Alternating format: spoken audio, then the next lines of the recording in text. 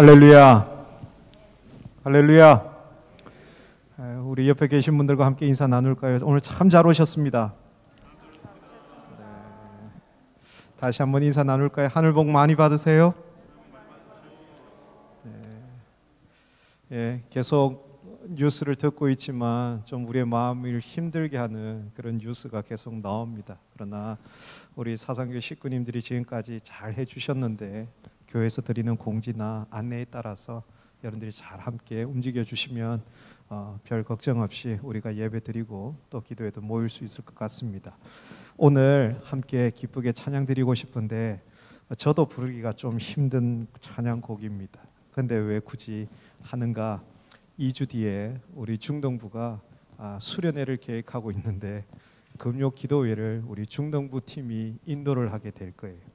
근데 중동부 팀이 준비하고 있는 곡들을 보니까 저도 좀 어려워요. 그래서 우리 어른들이 그때 되면 얼마나 힘들어 하실까 하는 생각이 들어서 미리 좀 준비를 하고자 합니다. 그래서 우리 중동부 어린 자녀들이 찬양할 때 우리도 그 정도 알아 하는 것 좀 보여주시면 굉장히 위로가 되고 힘이 될 것 같아요. 그래서 우리 좀 힘드시겠지만 오늘 저희들이 열심히 할 테니까 같이 찬양하며 나갑시다.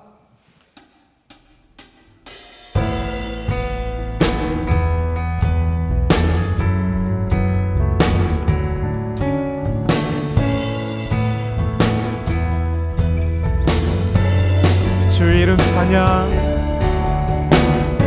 주 이름 찬양, 금요의 강물 흐르는 부요한 땅에 살 때에 주님 찬양해.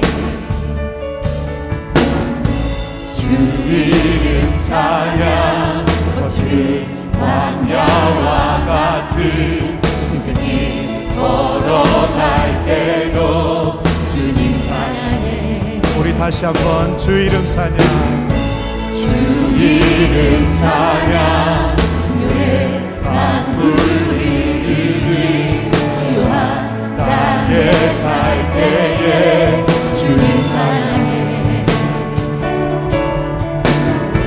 주 이름 찬양, 거친 광야와 같은 인생길 걸어갈 때도 주님 찬양해. 우리 다시 한 번 더 주 이름 찬양, 주 이름 찬양, 금요의 강물 흐르는 부요한 땅에 살 때에 주님 찬양해. 주 이름 찬양, 주 이름 찬양, 거친 광야와 같은 인생을 걸어갈 때도 주님 찬양해. 모든 축복 주신 주님 찬양하리. 어두운 날이 다가와도 난 외치리. 주의 이름을 찬양해. 주의 이름을 찬양해. 영화로운 주의 이름을 찬양해.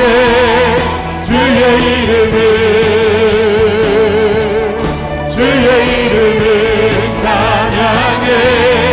영화로운 주의 이름 찬양. 주 이름 찬양. 주 이름 찬양. 햇살이 나를 비추고 만물이 새롭게 될 때 주님 찬양해. 주 이름 찬양. 주 이름 찬양. 가는 길 험할지라도 고통이 따를지라도 나는 주님만 찬양하겠습니다. 우리 다시 한 번 더 할 거예요. 주 이름 찬양. 주 이름 찬양. 햇살이 나를 비추고 만물이 새롭게 될 때 주님 찬양해. 주 이름 찬양. 찬양하는 일 험할지라도 또이 따를지라도 주님 찬양해. 우리에게 모든 축복 주신 주님, 모든 축복 주신 주님 찬양하리. 어두운 날이 다가와도 난 외치리. 주의 이름을 찬양해. 주의 이름을 찬양해. 영화로운 주의 이름을 찬양해. 주의 이름을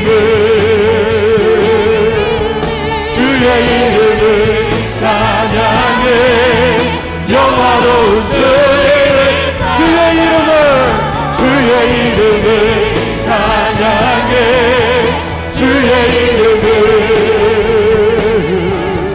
주의 이름을 찬양해. 영화로운 주의 찬양. 주님은 주시며 주님은 찾으시네.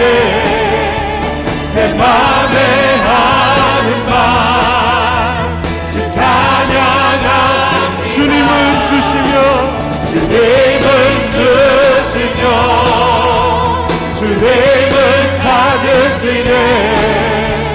내 맘에 하는 말 주 찬양하.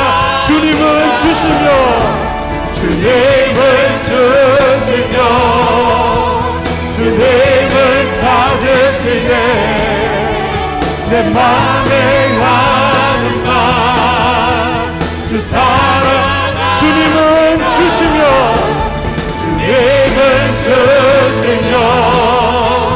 주님은 찾으시네. 내 맘에 하는 말 주 찬양합니다. 주의 이름을 찬양해. 주의 이름을 찬양해. 영화로운 주의 이름을 찬양해. 주의 이름을 찬양해. 영화로운 주의 찬양. 오직 예수 주님만이 나의 삶의 이유. 오직 예수 주님만이 나의 오직 예수 주님만이 나의 삶의 이유. 오직 예수 주님만이 나의 삶의 이유.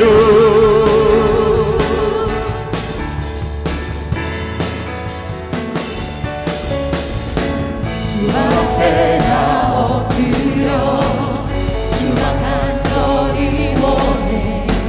주 대신 뭔가 바라봅니다. 주 손에 주 찾을 때 모든 비교 내려놓고 겸손하게 손을 드리래. 오직 예수 주님만이 나의 삶의 이유. 오직 예수 주님만이 나의 삶. 오직 예수 주님만이 나의 삶의 이유.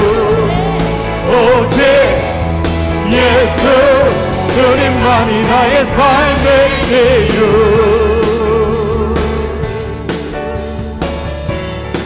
언제나 어디서나 크고 깊은 은혜로 주님 항상 내 안에 계시네. 변함없으신 주님, 변함없으신 주님 어제 오늘 영원히 한결같이 함께 하시네. 오직 예수 주님만이 나의 삶의 이유. 오직 예수 주님만이 나의 오직 예수 오직 예수 주님만이 나의 삶의 이유.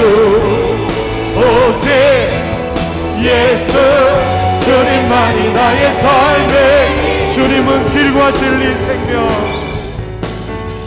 주님은 길과 진리 생명 나는 오직 믿음으로 살리 주만 위해 살리. 주님은 길과 진리 생명. 주님은 길과 진리 생명 나는 오직 믿음으로 살리 주만 위해 살리. 주님은 길과 진리 생명.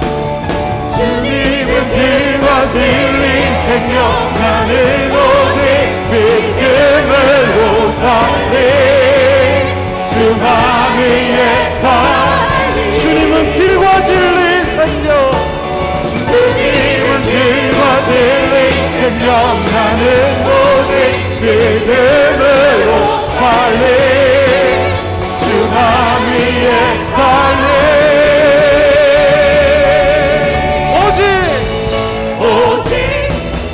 예수 주님만이 나의 삶의 이유. 오직 예수 주님만이 나의 삶의 오직 예수 오직 예수 주님만이 나의 삶의 이유. 오직 예수 주님만이 나의 삶의 이유. 주님을 주시며 주님을 찾으시네 내 맘에 주 찬양합니다. 찬양. 주님은 주시며 주님을 주시며 주님은 찾으시네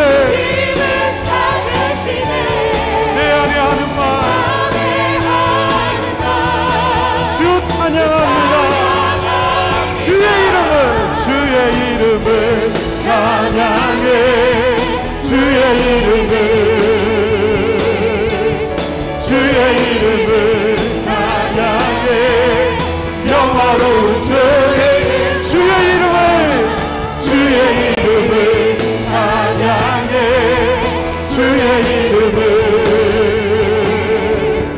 주의 이름을 찬양해. 영화로운 주의 이름 찬양. 주가 일하시네 주가 일하시네 주께 아끼지 않는 자에게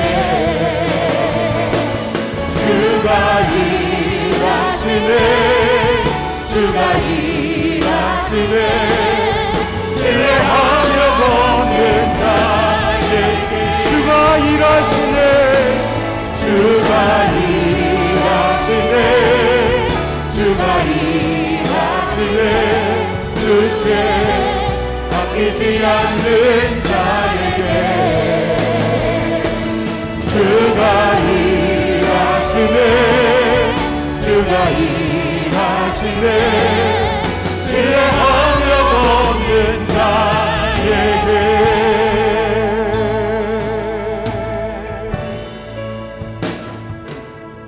날이 저물어 갈 때 빈들에서 걸을 때 그때가 하나님의 때 내 힘으로 안 될 때 빈손으로 걸을 때 내가 고백해 여호와 이래 우리 모인 이곳에 주님 함께 계시네 누리게 아버지네. 적은 떡과 물고기 내 모든 걸 드릴 때 모두 고백해 여호와 이에. 주가 일하시네, 주가 일하시네. 주께 아끼지 않는 자에게 주가 일하시네, 주가 일하시네. 신뢰하며 걷는 자에게 주가 일하시네, 주가 일하시네, 주가 일하시네. 주께 아끼지 않는 자에게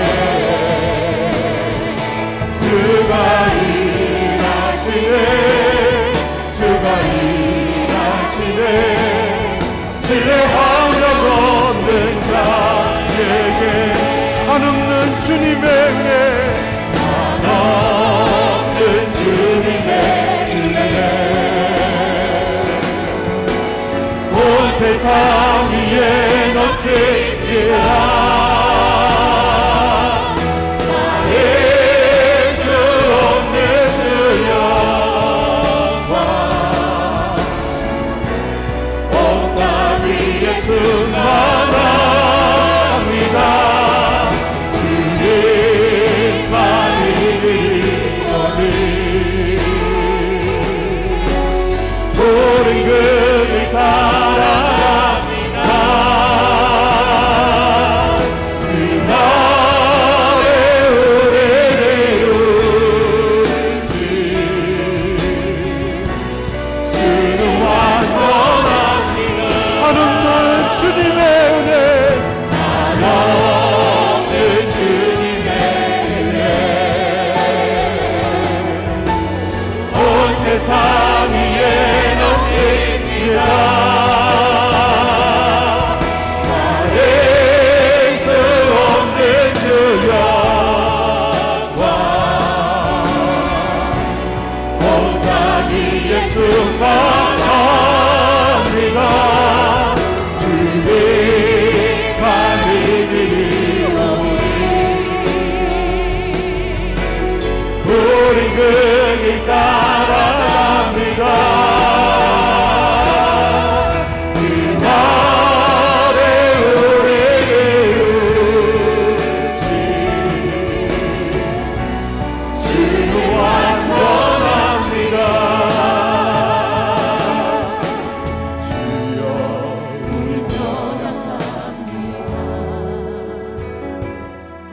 우리 오늘 기뻐합니다. 주들 이루며 살기에 부족합니다.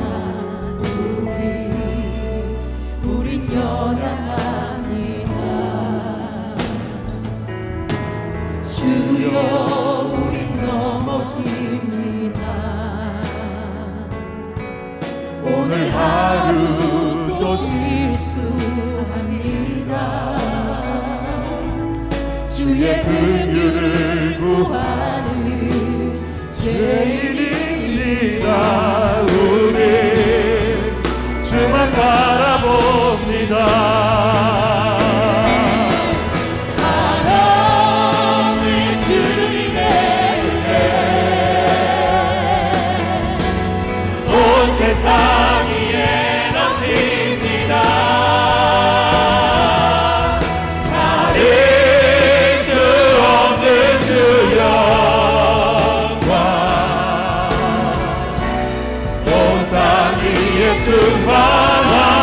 충만합니다. 주님만 이기리오니 우린 그 길 따라갑니다. 그 날에 우리를 이루시 주는 완전. 우리 주님을 향하여 두 손을 높이 들고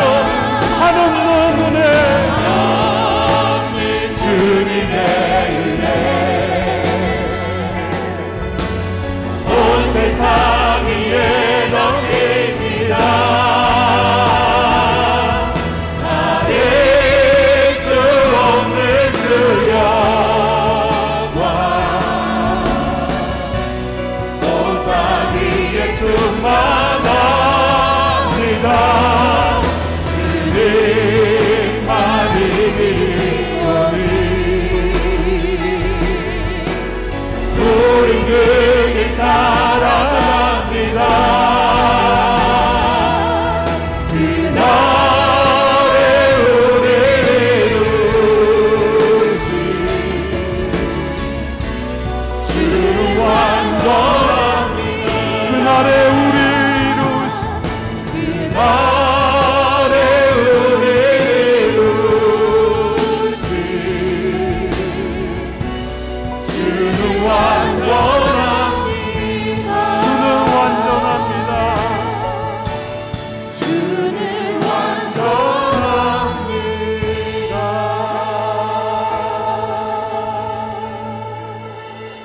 우리 시간 다 같이 한 목소리로 기도하며 나갑시다.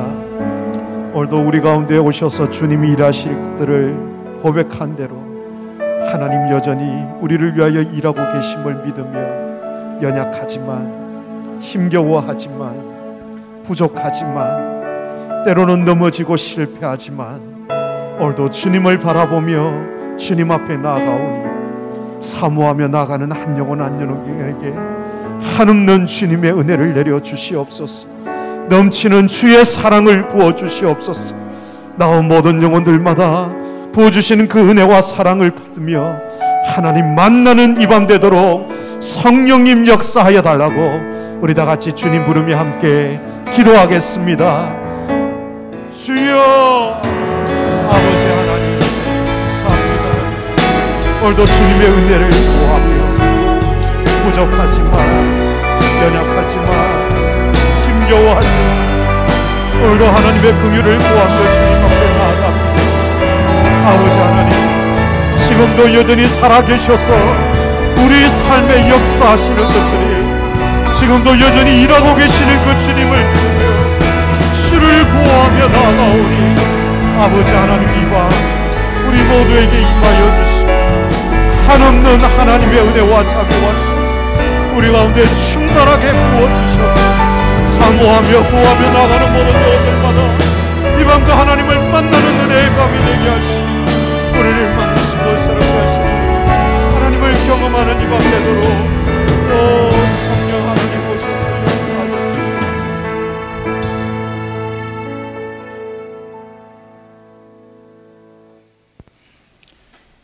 자비하신 주님, 그렇습니다. 흉흉한 소식들이 주변에 아무리 이렇게 들린다 할지라도 참 우리 주님의 은혜는 여전히 이 땅 가운데 흐르고 있고 또한 우리 주님의 사랑은 여전히 우리 가운데 머물고 있는 것을 믿고 감사를 드립니다. 우리 주님, 참 우리 주님께서 참 이 땅 가운데서 지금 역사하시면서 오늘이라고 하는 이 날을 은혜 날이라고 명명하셨고 그리고 구원의 날이라고 말씀하셨고 그리고 우리 주님께서 충분히 은혜를 내릴 때 그것을 받으라고 그렇게 말씀해 주신 줄 믿습니다. 하나님, 저희들이 마음을 열고 주의 말씀을 그대로 또 받아들이며 우리가 찬양한 것처럼 그런 우리 주님을 향한 우리의 고백이 그대로 될 수 있도록 해주시고 그리고 또한 저희들이 함께 합심해서 기도할 때 주께서 강하게 우리 가운데 임재하시는 은혜를 맛보게 하여 주시옵소서. 예수 그리스도의 이름으로 기도합니다. 아멘. 예, 우리 하나님 말씀 보겠습니다. 고린도전서 7장입니다.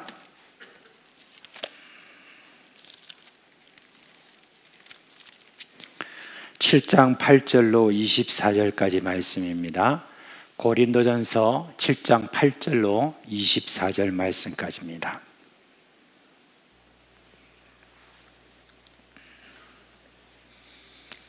(8절을) 제가 먼저 한 절 읽고 여러분 그 다음에 한 절 읽고 이렇게 교독하도록 하겠습니다. 제가 먼저 읽습니다.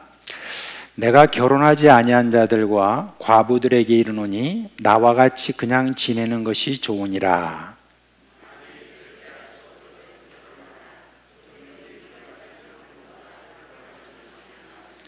결혼한 자들에게 내가 명하노니 명하는 자는 내가 아니요 주시라. 여자는 남편에게서 갈라서지 말고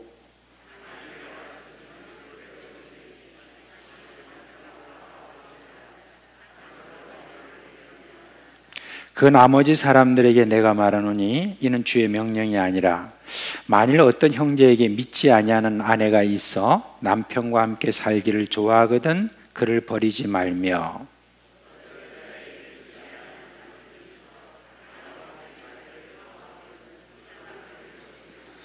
믿지 아니하는 남편이 아내로 말미암아 거룩하게 되고 믿지 아니하는 아내가 남편으로 말미암아 거룩하게 되나니 그렇지 아니하면 너희 자녀도 깨끗하지 못하리니라. 그러나 이제 거룩하니라.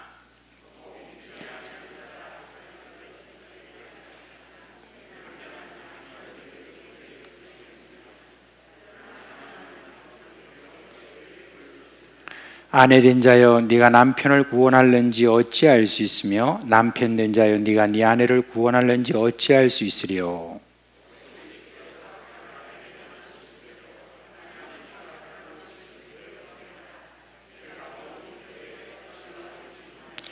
할례자로서 부르심을 받은 자가 있느냐? 무할례자가 되지 말며 무할례자로 부르심을 받은 자가 있느냐? 할례를 받지 말라.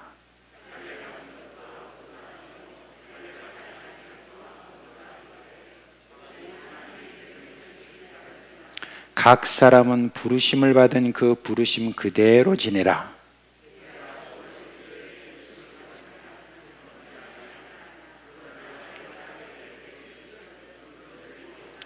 주 안에서 부르심을 받은 자는 종이라도 주께 속한 자유인이요 또 그와 같이 자유인으로 있을 때에 부르심을 받은 자는 그리스도의 종이니라. 다 같이 형제들아 너희는 각각 부르심을 받은 그대로 하나님과 함께 거하라. 아멘. 오늘 여기서 계속 좀 반복되는 그런 말씀이 나오죠. 각 사람은 부르심을 받은 그대로 지내라 라고 하는 그런 말씀입니다. 우리 고린도 교회 구성원에 대해서 사도 바울이 한 그 말이 있죠. 이제 쉬운 성경에 고린도전서 1장 26절에 보면 이렇게 하죠. 하나님께서 여러분을 부르셨을 당시 여러분의 모습이 어떠했는지를 생각해 보십시오.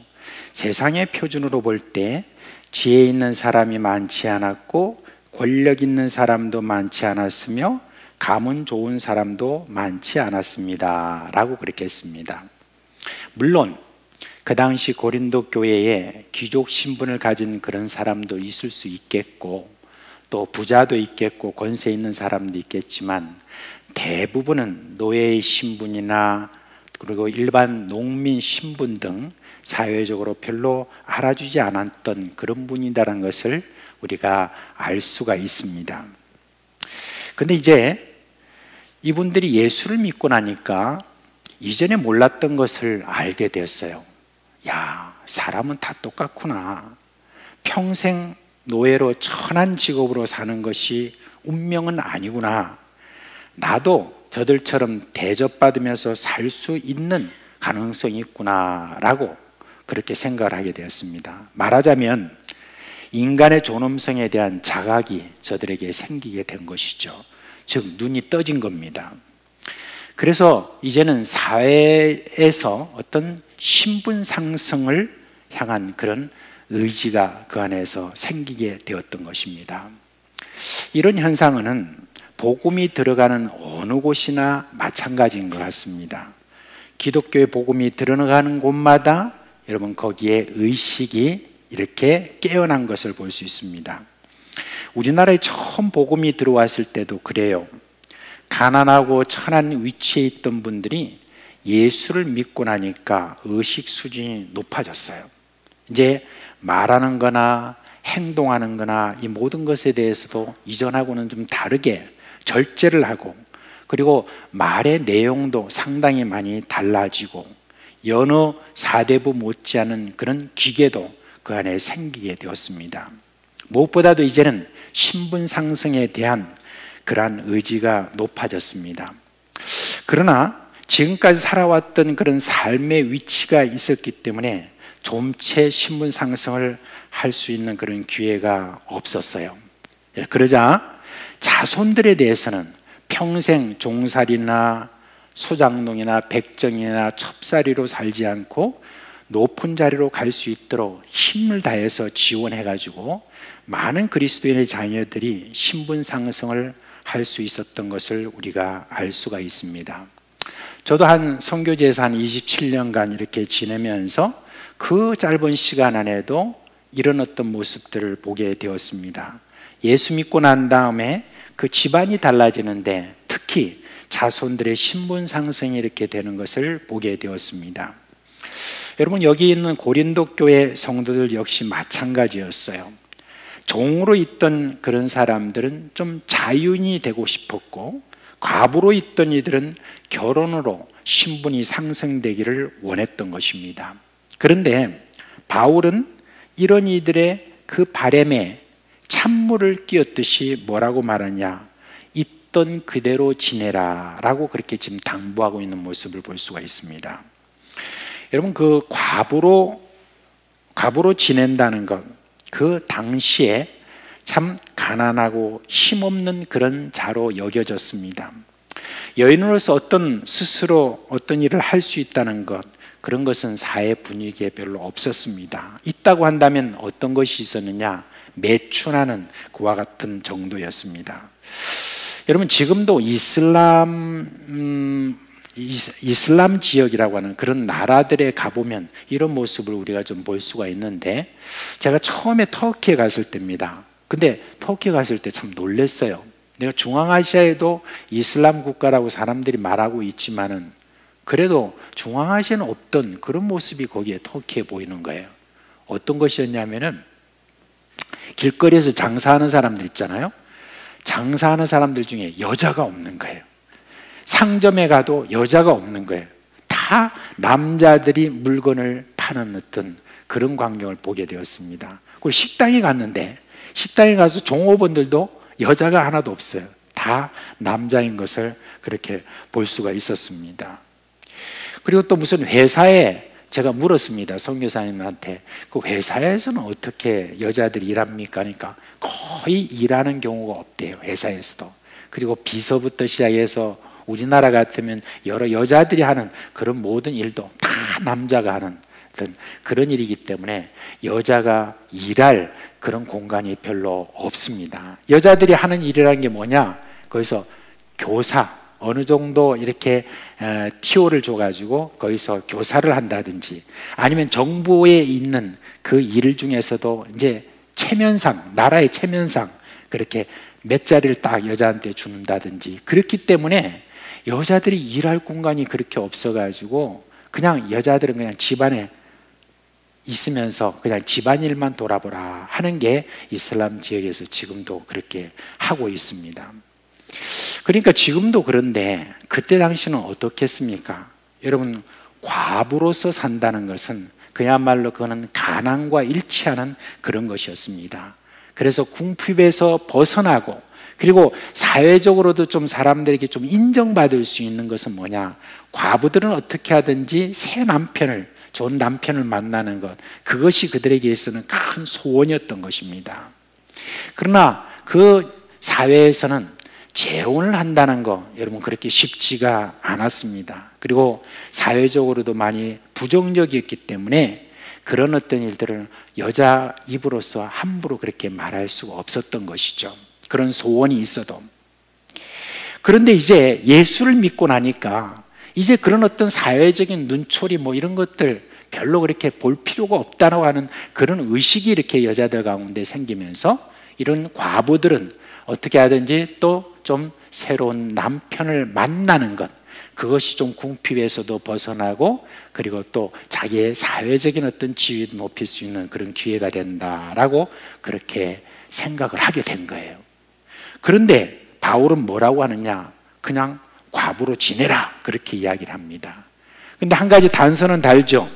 만약에 성적인 욕구가 너무 강하거든, 그렇게 하고 그런 게 없다고 하면 그냥 나처럼 그대로 지내라 라고 지금 이야기를 하고 있습니다. 여러분, 사도 바울이 지금 왜 그런 이야기를 할까요? 한 사람이라도 과부가 결혼을 하면 좀 사회적인 신분도 좀 높여가고 그리고 궁핍도 이렇게 벗어날 수 있는데 왜 사도 바울이 그런 이야기를 했을까요? 제가 지난주에 말씀드린 것처럼 사도 바울은 예수님이 곧 오실 건데 굳이 결혼을 해서 남자에게 얽매이고 그리고 또 굳이 결혼을 해서 그 남편을 위해서 모든 일들을 이렇게 하게 되면은 그러면은 그게 무슨 의미가 있느냐? 주님 곧 오실 건데 그냥 어떻게 하든지 그냥 지내면서 주의 일에 더 힘쓰라고 그렇게 이야기를 한 것이죠. 그런데 가나는 어떻게 해요? 그 일에 대해서는 초대교회가 이미 해결을 하고 있었습니다. 초대교회가 가장 중요하게 여기는 사역 중에 하나가 구제사역이었거든요. 그런데 그 구제사역은 주로 과부에 대한 어떤 구제사역이 많았기 때문에 과부들의 그런 필요가 있을 때 교회는 정책적으로 과부들에게 이렇게 그 재정 지원을 그렇게 많이 했다고 합니다. 그 당시에. 그러면서 과부들에게 요구하는 게 뭐였느냐? 혼자 이렇게 계시니까 여러분들은 어떻게 하든지 주의 일에 더 힘쓰라 해가지고 이제 여성 성도들을 찾아다니면서 신방도 하고 그리고 여성을 찾아다니면서 전도도 하고 그리고 그런 여성들의 어려움이라든지 이런 것들이 있으면 그거 다 살펴라 라고 하는 그런 어떤 일들을 이렇게 준 것이죠. 그렇기 때문에 이제 사도 바울은 그냥 교회가 그런 데 대해서는 다 해결해 주니까 그냥 열심히 주의 일에 힘쓰라 라고 하는 그런 뜻으로서 지금 여기에 이야기를 하고 있는 겁니다. 그야말로 사도 바울은 어떻게 하든지 우리가 주의 일에 더 힘쓰고 거기에 좀 방해되는 거라든지 이런 요소는 많이 없으면 좋겠다 하는 그런 마음으로 사도 바울이 이렇게 권고를 한 겁니다.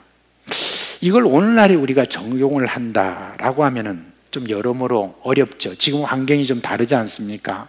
요즘같이 무슨 뭐 과부가 있다고 그래서 교회가 정책적으로 과부에 대해서 무슨 구제를 하고 뭐 이런 것들은 지금은 아니지 않습니까? 그리고 분위기가 많이 이제는 달라졌기 때문에 바로 이것을 적용하기는 어렵다고 생각을 합니다. 그러나 우리가 사도 바울이 여기서 지금 강조한 게 뭔가 하는 것을 우리는 마음에 새겨야 됩니다.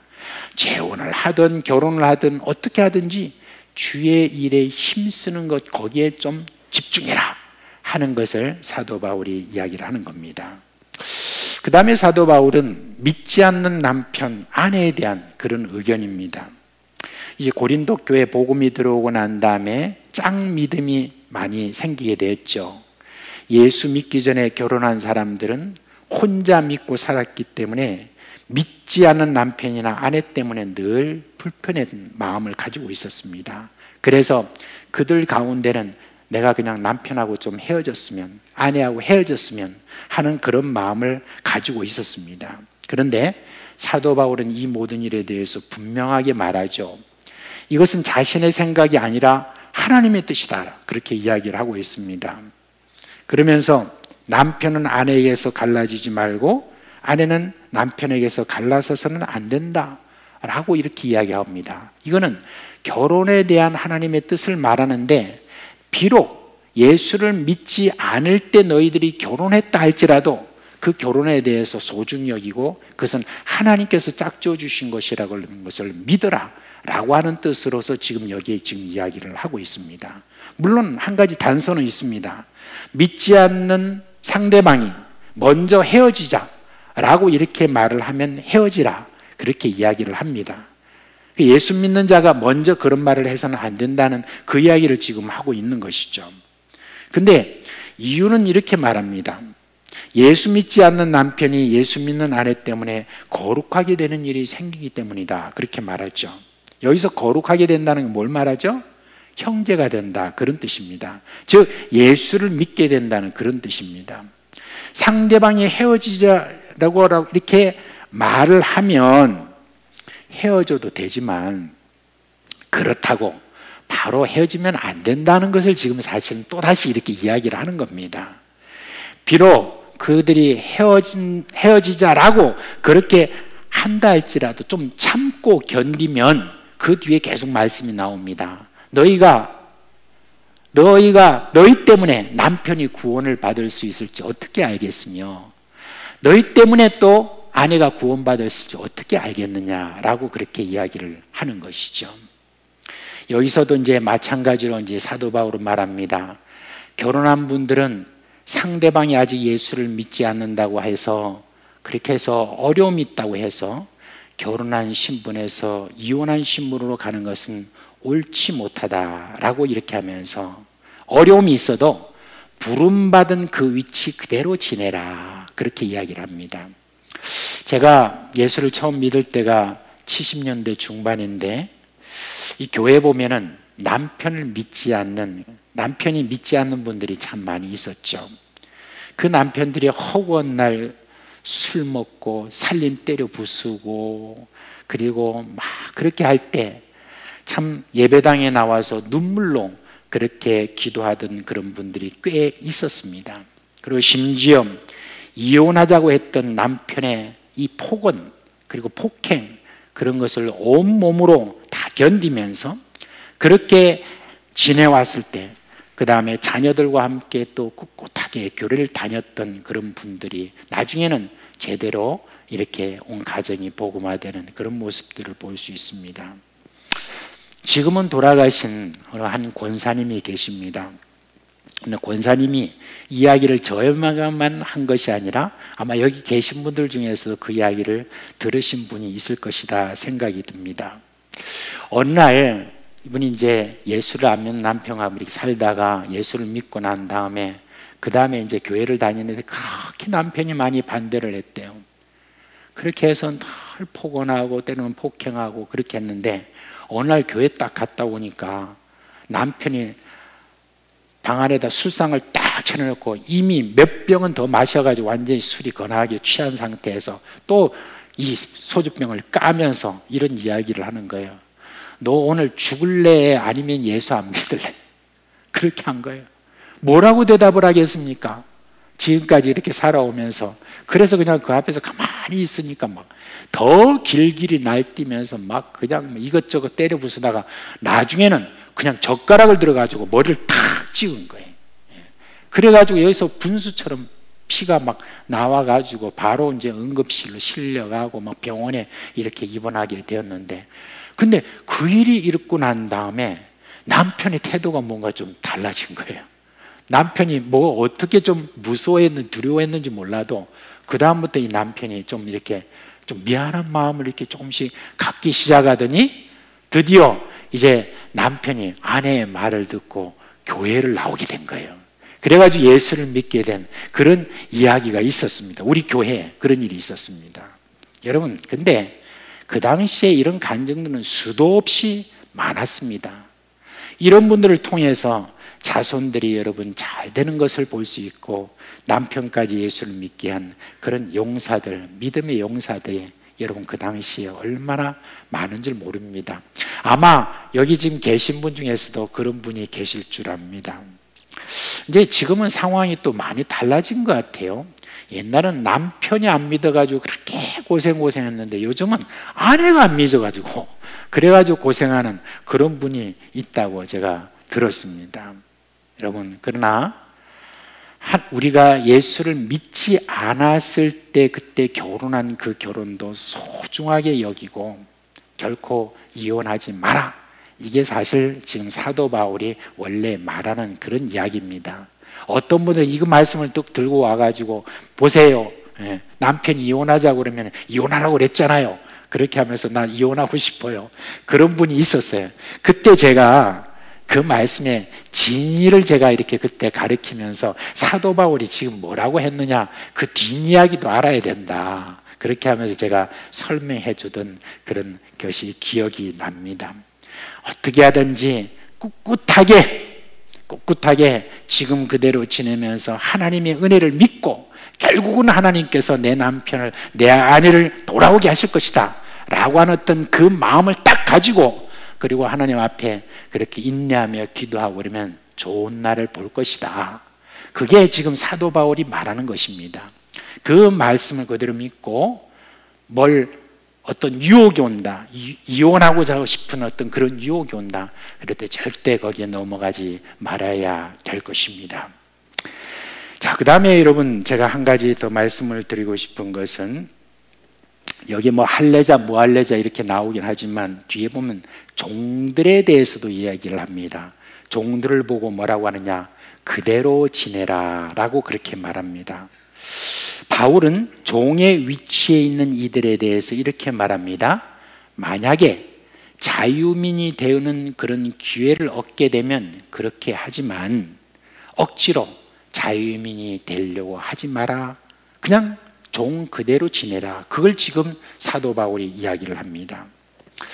복음이 들어가기 전에 대부분 나라는 신분의 차이를 운명으로 알고 그렇게 살아가지요. 사람들이 그 나라의 법이나 사회적인 규범들은 그 신분의 변화가 없도록 정해져 있습니다. 그런데 복음이 들어가니까 왕도 장관도 모두가 죄인이라는 것, 그것이 알려지게 되고 이들 역시 회개하지 않으면 지옥에 갈 존재라는 것을 알게 되죠. 그래서 예수님을 믿고 사는 이 신자들은 불신자들이 권세를 갖고 나라를 다스리는 것에 대해서 여러분 불만이 생기게 되는 것이죠. 그래서 계속 기도하는 것이 뭐냐, 권세자들이 예수를 믿든지 아니면 우리가 권세를 갖든지 해야 된다. 그래야 나라가 제대로 된다 라고 하는 어떤 그런 의식을 이렇게 갖게 되는 것입니다. 우리도 역시 그런 어떤 마음의 한 곳에 그런 게 있지 않습니까? 그죠? 나라가 기독교화 되어야 바르게 된다. 이를 위해서 우리 그리스도인들이 높은 자리로 가야 된다라고 하는 그런 생각을 많이 했습니다. 근데 여러분, 과연 그리스도인들이 높은 자리에 많이 가 있으면 그 사회가 여러분 기독교화 되는 것입니까? 그것은 오해입니다. 한번 살펴보십시다. 역사적으로 우리가 먼저 한번 살펴보면 많은 예가 있지만 처음에 로마가 기독교 국가가 된다라고 이렇게 선포하고 나갔던 그 시절을 한번 보면은 로마가 313년에 콘스탄틴 대제에 의해서 기독교가 땅 아래에 있다가 땅 위로 올라왔습니다. 그전에는 카타콤이라고 해가지고 그 지하에 굴을 파고 이렇게 살았던 사람들이 이제 기독교가 공인되고 난 다음에 다 땅 위로 올라와서 교회를 멋지게 다 쌓아 올려서 예배당을 지었습니다. 그 전까지는 이 기독교에 대해서 핍박을 했던 그런 모든 사람들이 이제 황제가 기독교인이 되니까 자기가 예수를 믿는다 믿지 않는다를 떠나서 그냥 다 이제 교회로 막 몰려들게 된 것입니다. 이제 문제가 생겼어요. 황제가 이제 사람들을 이렇게 고르려고 하면 먼저 종교가 뭔가 하는 것에 대해서 이제는 묻기 시작하고, 그리고 기독교인이 되면 높은 자리로 갈 수 있는 기회가 이렇게 많이 생기게 된 것입니다. 그러니까 예수를 믿지 않아도 교회에 와서 뭔가 집사라도 하고 교회에 와서 뭔가 자기가 직분이라도 얻는 것을 그렇게 선호하면서 교회를 통하여서 이제는 출세를 할 수 있는 그런 길이 생기게 된 것입니다. 근데 여러분 어떻게 됐죠? 그러자 교회가 힘이 약화되기 시작했습니다. 교회에 성령이 역사하지 않게 되었습니다. 교회에 그렇게 되니까 여러분 실제로는 기독교의 복음화에 대해서는 오히려 마이너스 요인이 된 것을 우리의 역사를 통해서 알 수가 있습니다. 그리고 우리 대한민국을 한번 보시길 바랍니다. 대한민국의 초대 대통령이 누구였죠? 이승만 대통령이었습니다. 근데 이승만 대통령은 선교사의 도움으로 젊은 나이에 미국으로 건너가서 그곳에서 공부를 했던 사람입니다. 그래서 공부를 해도 아주 유명한 그런 대학에서 공부를 해가지고 제가 박사학위까지 그렇게 땄습니다. 그리고 기독교 정신으로 완전히 무장된 가운데서 제가 이제 나라의 독립을 위해서 굉장히 많이 역할을 했던 그런 분입니다. 그래서 여러분 이제 우리나라의 초대 대통령이 됐지 않습니까? 그래서 건국 대통령이 되었습니다. 그런데 이제 이 이승만 대통령이 가만히 이렇게 우리 대한민국을 보니까 어떻게 하든지 대한민국을 기독교 나라로 만들어야 되겠다 하는 그런 사명에 불탄 사람이 되었죠. 그렇게 해가지고 처음 국회를 열면서 여러분 성경을 가지고 앞에 와서 또 이렇게 거기 맹세를 하는 어떤 그런 일들도 있었고, 그리고 국회를 여는 날 바로 우리 기도합시다 해서 기도를 처음으로 했던 그런 일도 있었고, 그러면서 또 우리나라의 군대에다가 뭐를 여러분 설치한 줄 아십니까? 군목제도를 그렇게 처음으로 했던 분이 바로 이승만 대통령이죠. 그래가지고 군 보고마를 이렇게 선포하면서 군에서 어떻게든 젊은이들이 예수를 믿어야 된다, 그런 어떤 정도로 기독교 하려고 굉장히 노력했던 분입니다. 근데 그 당시에 그런 어떤 일을 하면서 주변에 이제는 사이비들이 많이 모이겠죠, 그죠? 예수를 안 믿으면서도 대통령이 예수를 믿고 저렇게 지금 애를 쓰는데 내가 출세하려면 내가 기독교인이 되지 않으면 안 되겠다 라는 그런 생각으로 일제시대 때 일제 부역했던 어떤 사람 중에 어떻게 했죠? 그런 사람 중에 어떤 사람들은 내가 예수 믿는다고 해가지고 주요 요직으로 나간 그런 친일파들도 그때 당시에 얼마나 많았는지 모릅니다. 자, 우리나라 지금 대통령 중에 뭐 이승만 대통령 빼고 장로님으로서 대통령이 되신 분이 두 분이나 계시죠. 두 분이나 계시는데 누구죠? 김영삼 대통령, 이명박 대통령이 있습니다. 그 두 분에 대해서 평가는 여러 가지가 있겠죠. 여러 가지가 있는데, 이명박 대통령이 됐을 때 이명박 대통령에 대해서 정부를 뭐라고 했는지 아십니까? 고소영 정부라고 이렇게 했습니다. 고소영이라고 하는 그런 무슨 배우가 있다면서요. 근데 고소영 정부라고 했던 그 말이 무슨 말이냐면, 고는 고려대학교 출신, 소는 소망교회 출신, 영은 영남 출신, 그걸 갖다가 고소영 정부라고 했답니다. 모든 요직에 다 거기 출신들이 다 거기 들어앉아 있다는데, 그 중에 하나가 뭐냐? 소망교회 출신이라고. 왜냐하면 소망교회 장로님이었거든요. 그래서 그렇게 하면서 사람들이 비웃었던 그런 일이 있었습니다. 정말 우리 기독교인이 높은 자리로 이렇게 올라가면, 그러면 나라가 그렇게 복음화되고 기독교화 되는 것입니까? 그렇지 않은 모습을 우리는 너무나 많이 볼 수 있었습니다. 오히려 그것 때문에 우리 기독교가 큰 손해를 본 어떤 그런 일들을 우리는 볼 수가 있습니다. 오늘 이 사도 바울은 뭐라고 하느냐? 너희가 종의 위치에 있는데 그 위치에서 자꾸 벗어나려고 그렇게 노력하지 말고, 하나님이 자연스럽게 해주시면 하지만은 그냥 그대로 지내라 라고 이렇게 했던 이유가 여러분 그 뒤에 역사를 통해서 알 수가 있습니다. 로마의 역사 속에서 저들이 예수 그리스도를, 기독교를 공인할 수밖에 없었던 그와 같은 상황이 어떻게 여러분 벌어진 줄 아십니까?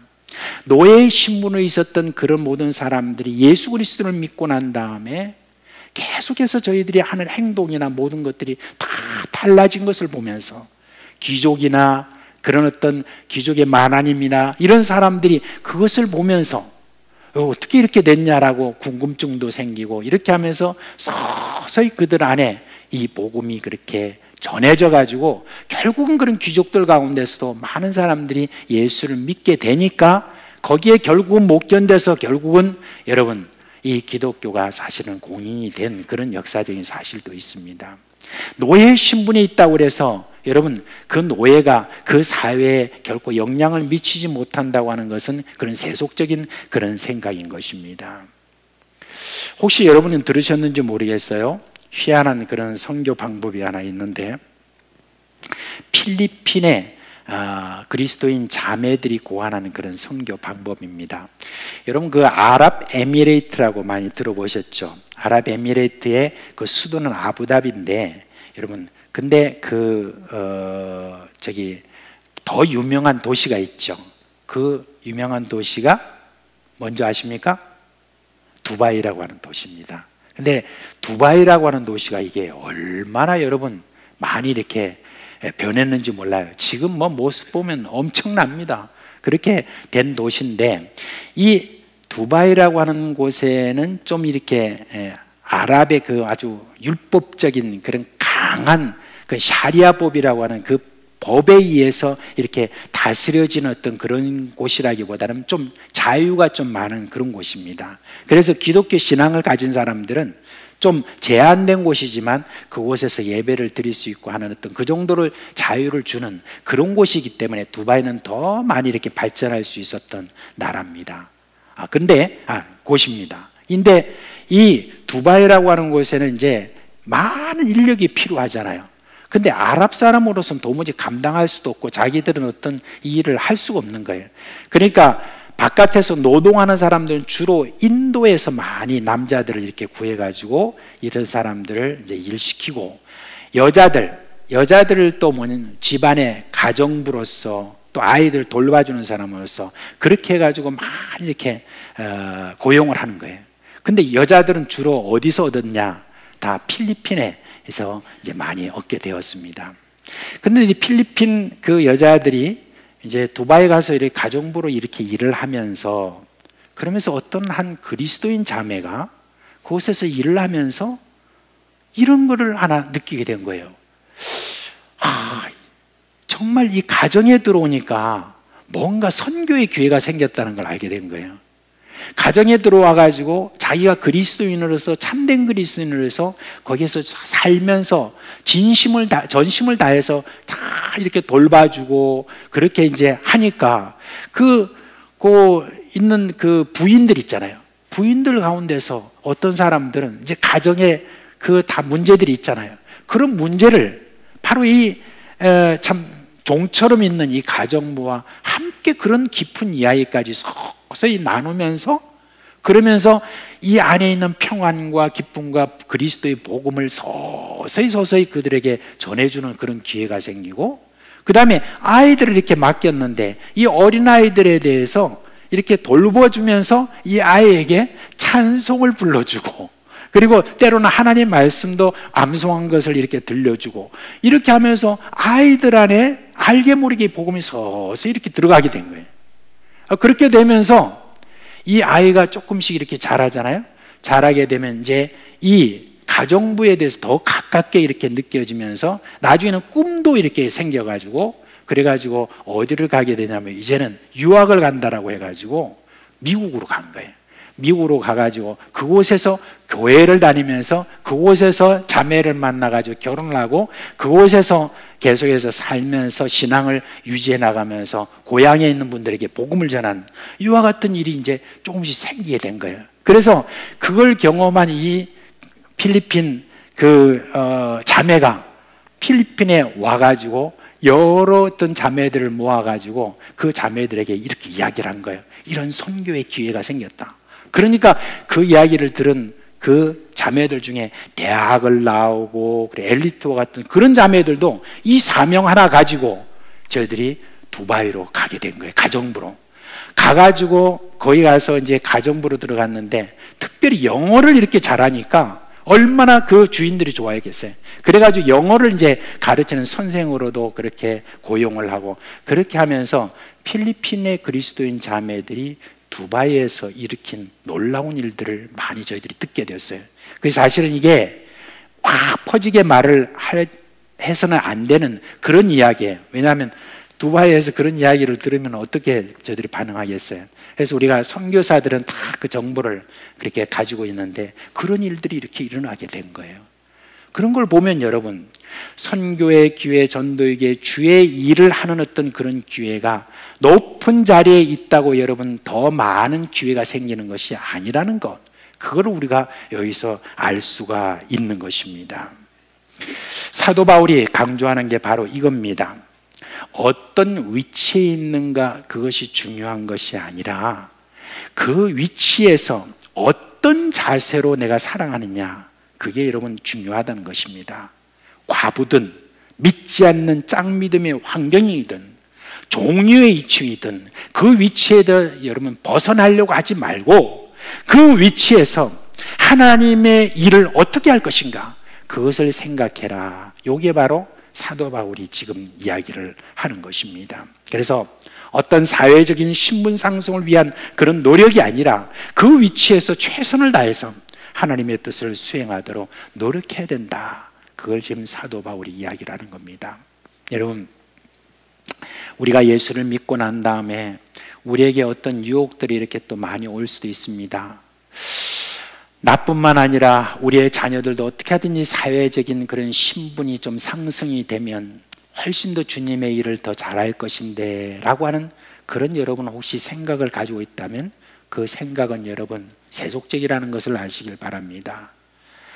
내 자녀들이 내가 어떤 위치에 있든지 그 위치에서 주의 뜻을 헤아리려고 늘 생각하고 어떻게 내가 주님의 일을 할 것인가 거기에 대해서 여러분 더 생각하면 주의 일을 할 수 있는 기회가 더 많이 열려지는 그것이 여러분 사도 바울이 말하는 것이고 역사가 그것을 다 증명해 주고 있다는 것 그걸 여러분이 꼭 기억하시고 우리가 지금 있는 곳에서 있는 자리에서 최선을 다해서 우리 주님의 뜻을 헤아리려고 그리고 그 안에서 여러분 기회를 더욱더 주의 일에 대한 기회를 더 찾도록 그렇게 해주시는 여러분 되시기를 주님의 이름으로 축원드립니다. 자, 이제 우리 찬송가 한 장 부르겠습니다. 찬송가 314장입니다. 314장 부르겠습니다.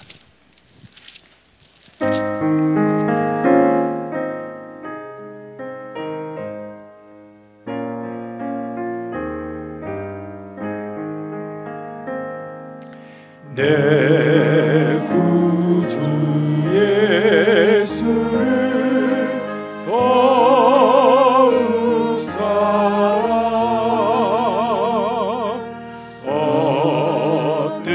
엎드려 비는 말 들으소서 내 진정성이 내 구주 예수를 더욱 사랑 더욱 사랑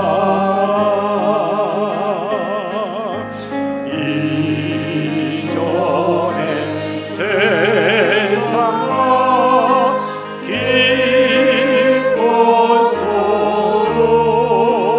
기뻤어도 지금 내 기쁨은 오직 예수 다만 내 믿음과 내 구주 예수를 더욱 사랑 더욱 사랑 이 세상 떠날 때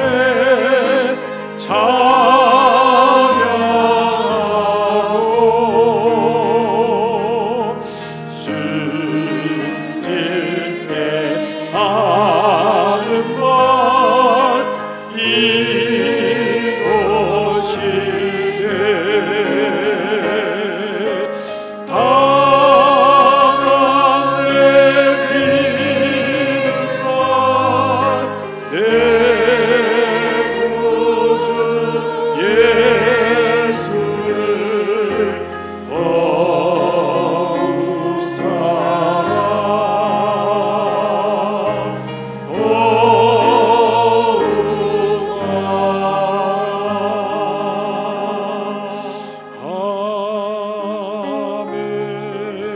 아멘.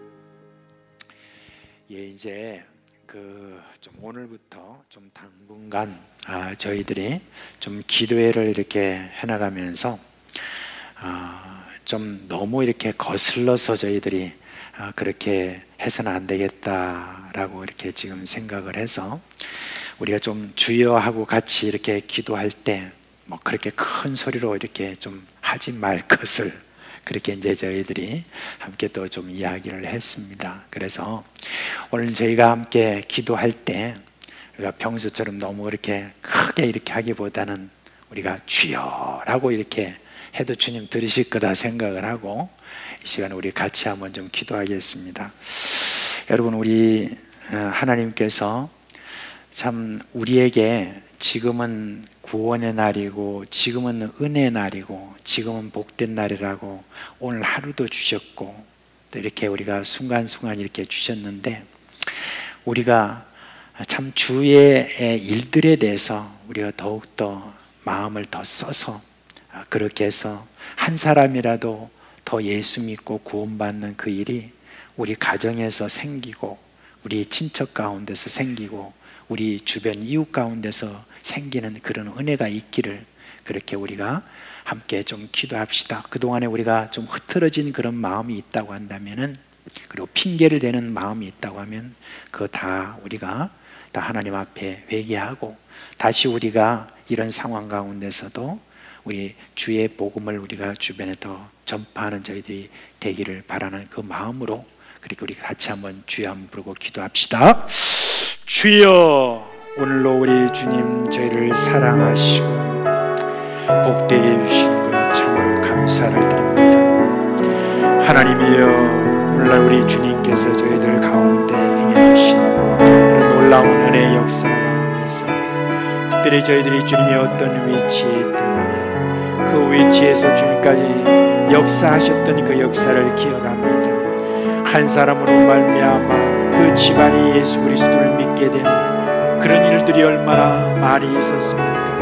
하나님의 주의 일에 힘쓰는 주님의 그 모든 형제 자매를 통하여서 얼마나 놀라운 일들이 그동안에 많이 있어 왔습니까? 우리 주변에 있는 아버지 하나님, 우리의 가족과 그리고 친척과 그리고 우리의 이웃들에 대한 우리의 복음의 모든 사명을 저희들이 좀 잊지 않도록 해주시고, 어찌하든지 저희들이 잃었던 주 예수 그리스도의 복음을 전하는 주님의 그 일을 위하여서 다시 한번 우리가 주님을 생각할 수 있도록 하여 주시기를 간절히 바라옵고 원하옵나이다. 주여, 저희들을 그렇게 이끌어 주시옵소서. 역사하여 주시기를 간절히 바라옵고 기도합니다. 그런데 우리가 이런 어떤 참 일들을 위하여서는 하나님의 그 마음이 우리의 마음이 돼야 되고, 예수 그리스도 이 땅에 오셔서 가지시고 했던 그 모든 마음이 우리의 마음이 돼야 될 텐데, 이 일을 위해서는 성령의 부으심이 우리 가운데 필요합니다. 성령의 감동이 필요하고 또 성령께서 우리 가운데 부어주시는 그 은혜가 있어야만, 그래야만 우리가 이웃을 보고 우리 가족을 보고 구원의 열망에 대한 더욱더 뜨거움이 우리 가운데 있게 될 것이고 하나님의 그 역사가 우리 가운데 있게 될 것입니다. 우리 이 시간 우리가 다 같이 한번 기도할 때, 주여, 우리의 성령을 한량없이 부어 주옵소서. 성령 충만하게 하여 주옵소서. 그래야 해서 한 영혼이 주께 돌아오는 이 놀라운 기쁨을 저희들이 맛보게 하여 주옵소서라고 주여 한번 부르고 기도합시다. 주여, 오늘로 우리 주님, 잃어버린 그 모든 영혼들을 향한 그런 우리의 마음이 뜨거워지기 위해서, 그 사랑을 주님의 저희 가지기 위해서 우리 주님께서 우리에게 보내주신 성령의 부으심이 우리에게 필요합니다. 주여, 우리에게 성령을 부어주옵소서.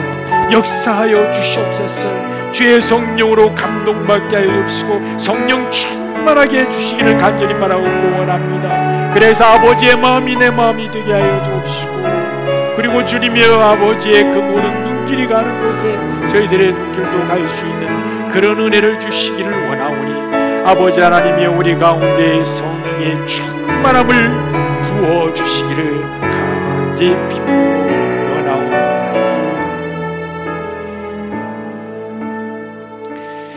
이제 우리 교회에 주일학교 이제 수련회가 여러 지금 계획이 돼 있는데, 이제 코로나 확진자가 이렇게 많아지면서 이걸 제대로 지금 하기가 어려운 그런 상황 가운데 지금 놓여 있습니다.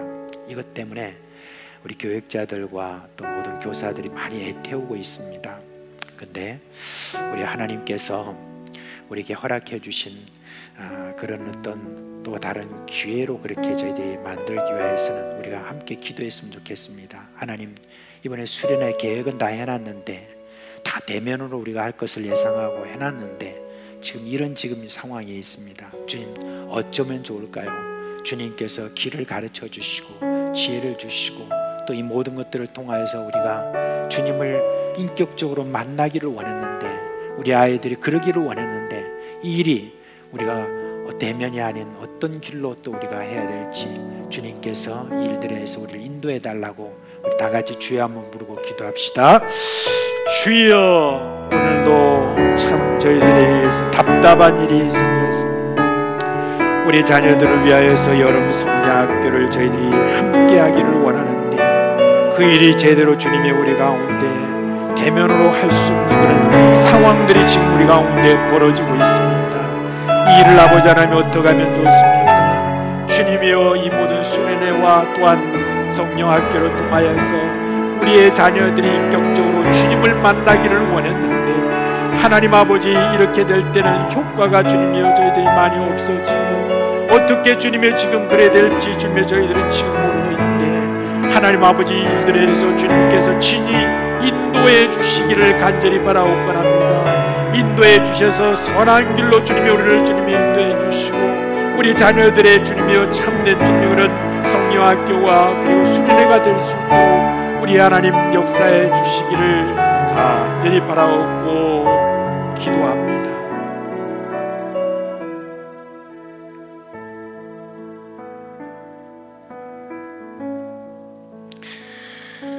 우리가 이제 현재 이런 확진자가 이렇게 많이 나고 그런 가운데서 혹시 여러분이 가운데는 이것을 놓고 정부를 원망한다든지 누구를 원망하든지 이런 어떤 마음을 혹시 가지는지 모르겠습니다.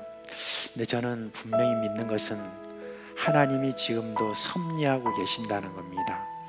하나님이 이 땅을 다스리시고 그 가운데 하나님께서 이런 질병이나 여러 가지 이런 것들에 대해서도 우리 하나님의 뜻 가운데서 이런 모든 일들이 일어나는 줄 저는 믿고 있습니다.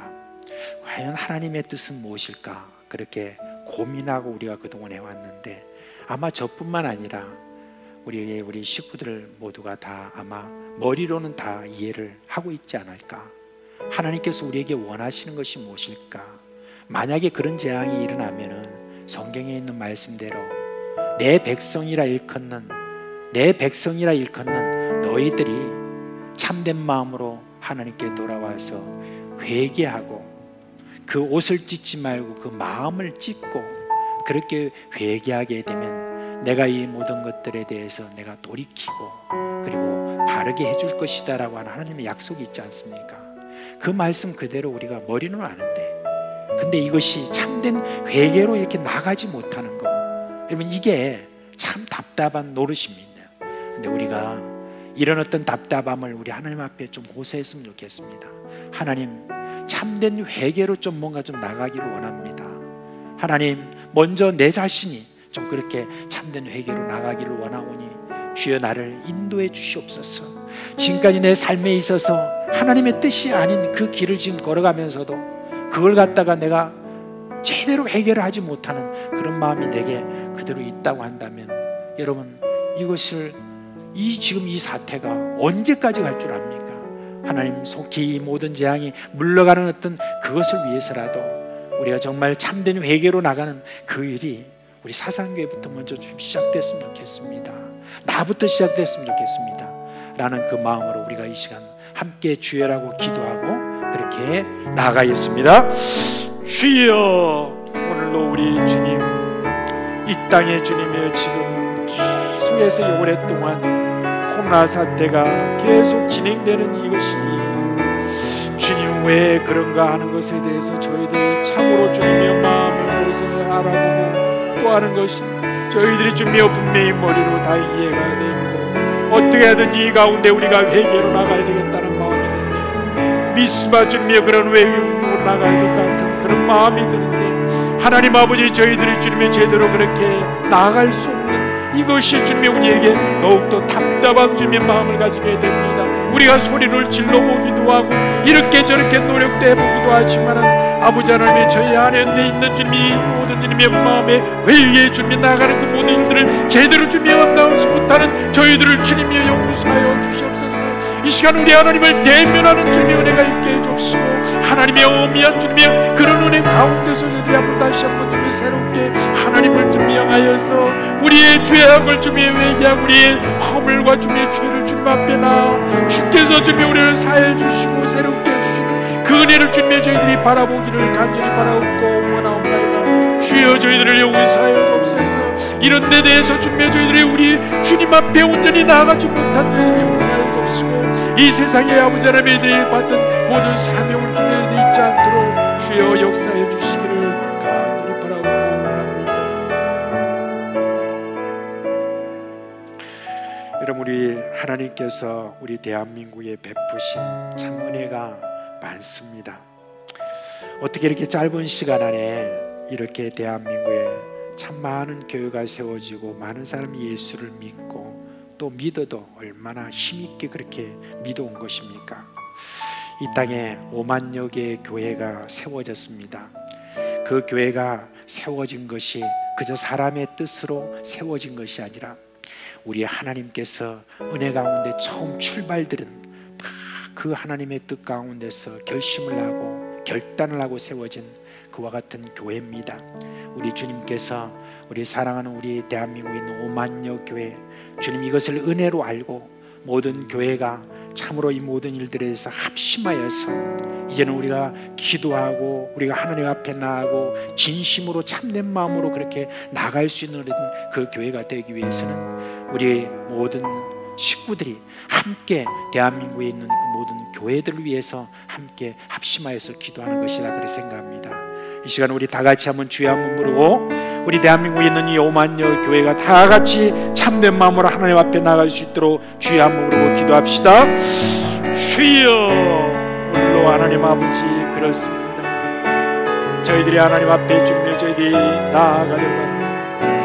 아버지 하나님이여, 이 땅에 세워진 여러 주님의 많은 교회들이 이제 우리가 합심하여서 하나님 앞에 나아가도록 하여 주옵시고, 우리가 허탄한 마음을 가지고 세속적인 마음을 가지고 신앙생활했던 그런 모든 것들에 대해서 회개를 하고 과연 우리 하나님께서 원하시는 그 모든 뜻들을 대해서 다시 한번 저희들이 생각하게 하여 주옵시고, 그런 마음으로 주님 앞에 나아가 주님께서 역사하시는 그 모든 것들을 저희들이 함께 보기를 원하오니 주여 역사하여 주옵소서. 주여 만여 교회마다 주님께서 내어주신 그 은혜를 깨닫고 함께 주님 앞에 나아가고자 하는 주님의 그런 마음을 주셔서 새로운 주님의 그 일들을 주님께서 일으키시는 것을 저희들이 함께 볼 수 있도록 주여 역사하여 주시옵소서.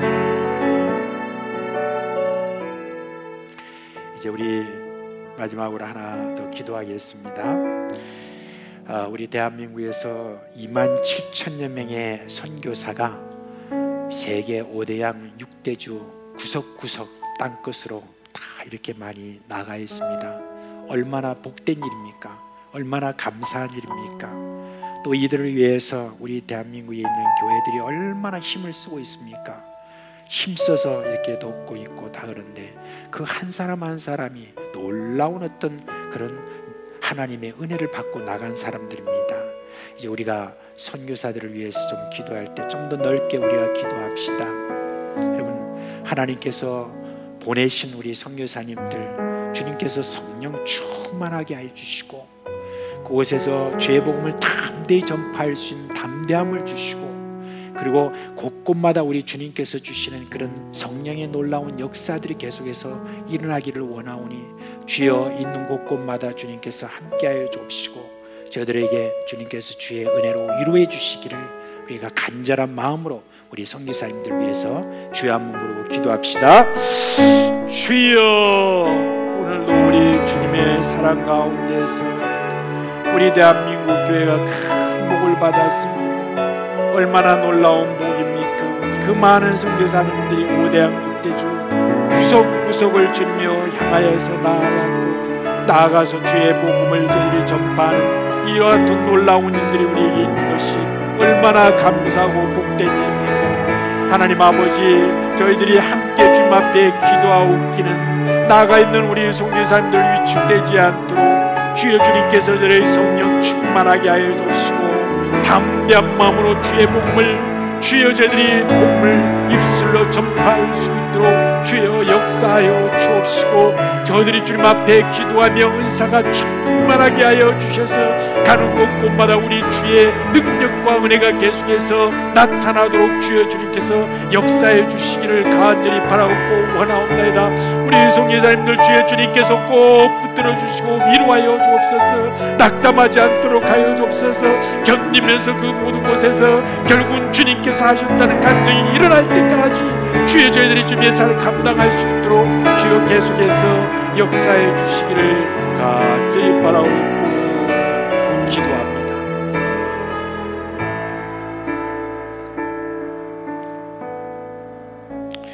예, 기도 요청 따라서 여러분 기도할 때 함께 같은 마음으로 여러분 기도해 주시기를 바랍니다. 하나님 아버지, 분이엘 구역에 있는 전재빈이라고 하는 청년이 있습니다. 저는 한 번도 본 적이 없는데 지난 코로나 사태 이후에 전혀 교회를 지금 나오지 않고 있었는데 얼마 전에 코로나 확진이 되었습니다. 이로 인해서 건강할 때 하나님께 예배 생활하지 못한 지난 시간들을 후회하면서 지금 원자력 병원에 입원 중에 있다고 합니다. 하나님 아버지, 이제 깨끗하게 나아가서 이제 퇴원하게 되면 예배 생활을 잘하겠다는 그런 각오와 다짐을 받았다고 합니다. 하나님, 그리고 기도 요청을 했습니다. 하나님 아버지, 저를 속히 낫게 하여 주옵소서. 그리고 속히 저가 건강을 찾을 수 있도록 해주셔서 우리 하나님의 은혜 가운데 형제자매 그 모든 사랑 가운데서 저가 교회 생활 잘할 수 있도록 함께 해주시기를 간절히 기도합니다. 하나님, 이 시간 또한 주님께 감사드립니다. 하나님께서 은혜 가운데 우리 사상교회를 세우시고 지난 113년 동안에 우리 하나님의 놀라운 능력과 은혜 가운데서 이렇게 주님이여 주님께서 구원받는 심령들을 많게 그렇게 사상교회로 보내주시고, 그렇게 해서 예수 그리스도를 믿고 또다시 온 세계로, 온 지방으로 다 이렇게 흩어진 가운데 그것에서 또한 하나님의 놀라운 역사가 하나하나 이렇게 일어나는 그런 소식을 듣게 되니 얼마나 감사한지 모릅니다. 하나님 아버지, 우리가 이전에는 우리가 어떤 사람인지 저희들이 제대로 몰랐습니다. 그러나 아버지 하나님이여, 우리를 향하여서 너희는 세상의 소금이라고 했고 너희는 세상의 빛이라고 했고 어디를 가나 그곳에서 하나님이 너와 함께 하신다는 그런 복된 주님이여 말을 듣는 그런 주님이여 저희들이 된 것 주여 저희들이 알고 이제 주님이여 저희들이 더욱더 주의 일에 힘쓰는 자들이 되기를 간절히 바라옵고 원합니다. 오늘 있는 주님이여 사도 바울의 그 권고처럼 정말 저희들은 이제 예수 그리스도를 믿는 자로서 저희들의 사명을 결코 잊지 않도록 해주시고 이 세상의 어떤 지위나 부나 위치나 이런 것에 주님의 저희들이 너무 마음에 쓰지 않도록 해주시고 우리 자녀들의 그런 모든 일들을 위하여서 우리가 주님의 애를 쓰는데 주님의 일에는 주님의 애를 쓰지 않는 그런 자들이 되지 않도록 해주시고 어찌하든지 저희들이 있는 자리에서 최선을 다해서 그렇게 예수 그리스도를 전파하는 하나님의 동력자들이 되기를 간절히 바라옵고 원하옵나이다.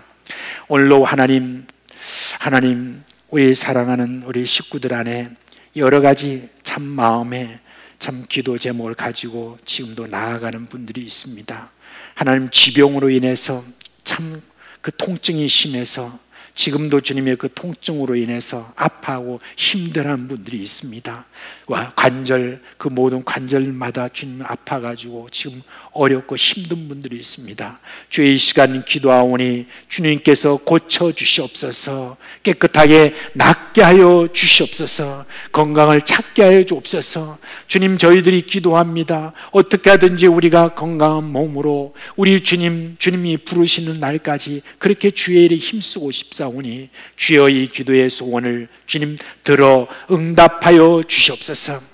우리 사랑하는 자녀들이 예수 그리스도를 믿음에서 주님이여 떠나려고 하고 그렇게 떠나 있는 주님이여 많은 자녀들이 있습니다. 하나님이 이 모든 일들을 위해서 지금도 눈물로 기도하는 우리 부모들의 그 기도를 들어 응답하여 주셔서 속히 제자리로 돌아오도록 하여 주옵시고 속히 회개하여 하나님의 쓰임받는 그런 귀한 자녀들이 될 수 있도록 역사하여 주옵소서.